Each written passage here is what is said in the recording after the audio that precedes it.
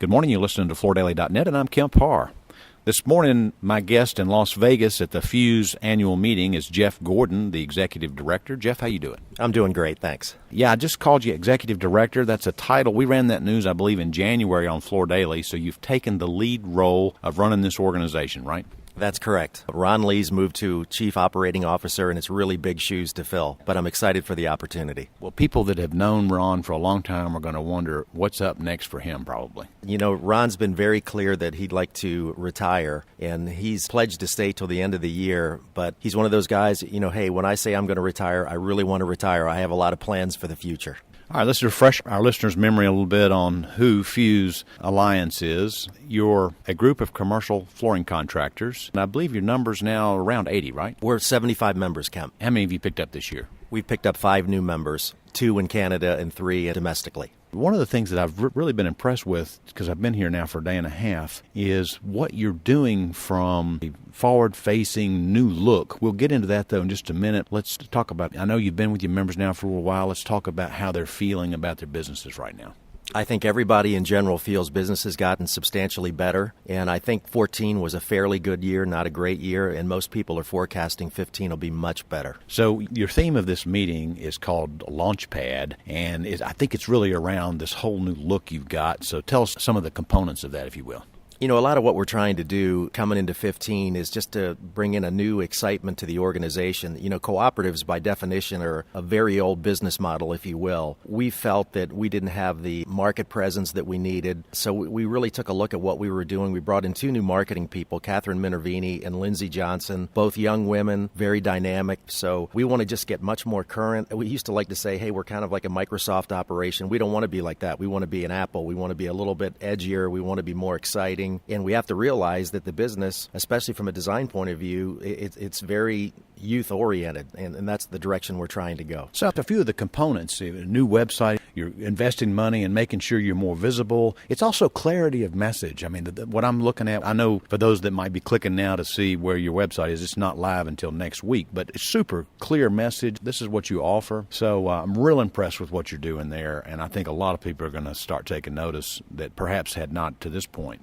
The interesting thing about what we did when we added the 2 women is one was an industry veteran, Catherine Minervini, worked for Bentley for years, understands the flooring business. I know you know her personally. And then Lindsay Johnson knew nothing about flooring. I had no idea what we did, except for the flooring in her house was no connection with contract. And the first thing we did with her was have her look at our website, and she came back right away and said, I've read through your website, I've gone to every page, I have no idea what you guys do. And that was a very clarifying moment for us where we thought, we do need clarity of message for sure. All right, so you're executive director now. You came in a year or 2 ago, leaving SCS and coming aboard here. And at that point, you were the head of business development. You were starting this Fuse Commercial, which is the national account program. Give us an update on what's going on with that. The Fuse Commercial has really been above and beyond our expectations. Really, about a year and a half ago, we determined that there's many, many large customers around the country that want to have one source of buying material and labor.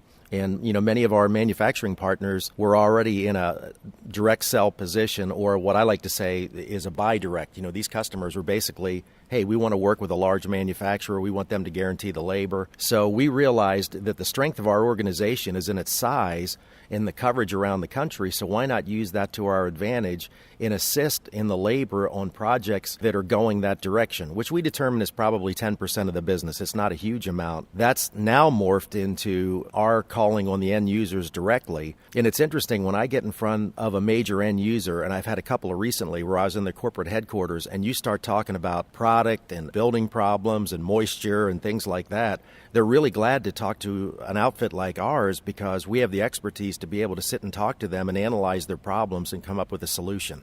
So we're very bullish about Fuse Commercial. We have the most activity right now we ever have. Some of it's with our mill partners, working side by side with them, and then a lot of it's just what we're developing on our own. And we think that's going to be a huge business moving forward. And there's multiple ways you could have done this. And the fact that you've got this kind of, brand, Fuse Commercial, which means that it's one face, some organizations may have one member that's calling on a national account and then the other members of the group are doing work for them. That's not what you're doing at all. You've actually got Fuse commercial invoices, you've got one face, and it's a more streamlined type approach, isn't it? Well, and from our perspective, a customer wants to deal with one person. The facilities managers that I talk to, I have one account I've been working with. This gentleman has 1,000 facilities, and he's like, Geoff, you just got to make my life easy. So when he gives me opportunities around the country, rather than just handing it off to one of our members and then they have to invoice it and create it and all that, we subcontract out to the member. So everything is coming through the network, the Fuse billings, the takeoffs, the proposals are all standard. And any issue, whether the job's in Miami or Chicago or New York, is going to come through my office, and we're going to take care of it by working with our partner member. And Fuse is a 75-member organization of entrepreneurs, and some people may not want to do business that way. In that situation, what do you do? Honestly, I've never had anybody turn it down. Initially when we started this, we had some people say, well, we don't really want to do labor only. And not that they're all labor only, but, a large percentage of them are. But the reality is it's a great call for me to be able to call one of my members and say, I've got a nice opportunity in your market. Would you like to work on it? And not in any case have I had anybody say no. It's been great. And, of course, it's nice to be able to turn business over to a very good member. One of the things that I need to bring back on your background, but it's important that I bring this out, is you being the leader, you're actually well suited for this because you started your career at Armstrong, then you were at the commercial division of Tuftex, which I believe is called Design Weave, and so that's on the supply side, and then you went over and you were a commercial contractor with SCS on the West Coast, and so you've got empathy for all of the issues that might come up, right? And I appreciate your comments on that. I think it's a tremendous advantage for me that I've done both, and I've done both in a management capacity. And I've made a lot of friends on both sides. When I made the move from the manufacturing side, I loved working for Design Weave, as a part of Shaw and a part of Queen. And when I went to the dealer side, I really didn't appreciate how hard our members work to be able to produce the results they produce. It's a very, very tough business. So I have tremendous empathy for them. And I have tremendous respect for the manufacturers in an environment that's changing all the time, particularly from a product perspective and how hard service is really growing as a part of the business. So you're taking the reins. This meeting is somewhat of your debut, and I'm impressed. But what are a couple of things you hope to achieve in the next year or two? I think a lot of it for us is our organization has maybe not had I don't know if notoriety is the right word. We haven't been maybe as well publicized or as well known as we should have been. I don't think our message was as clear as it should have been. So our goal really as a team, we want to be more dynamic. We want more people to know about us. And I don't really mean that from, hey, we want to add a lot more members. I mean, we've got gaps in our coverage nationally where we want to bring on some really good members. The new blood we have brought in, it's always exciting to bring people in who have never been here before. They bring a fresh perspective. And I think overall, I have tremendous respect for Ron Lee. I've learned a lot from Ron. He's a mentor of mine.